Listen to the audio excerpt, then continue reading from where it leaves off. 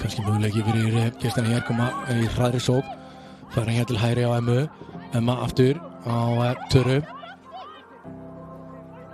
Ná Emma lyftur honum hér inn á teiginn og skalla markið og þessi er inni.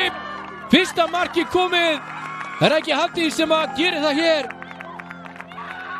Frábær sending frá var ekki Emma sem átti sendinguna á Hafdísi. Sjáum þetta hér aftur. Flottur bolti og vel klárað hjá Hafdísi Báru. Og það vinna hann þó aftur hér og möguleiki hér á marki. Hér Jordan Rhodes. Keyrir hér inn á teiginn. Gerir þetta vel. Lyftir hún svo fyrir og þetta sjálfsmark. Það jafna hér þegar að 6 mínútur eftir. Sjáum hér Jordan Rhodes, þetta ekki sjálfsmark? Saga Ísi þarna.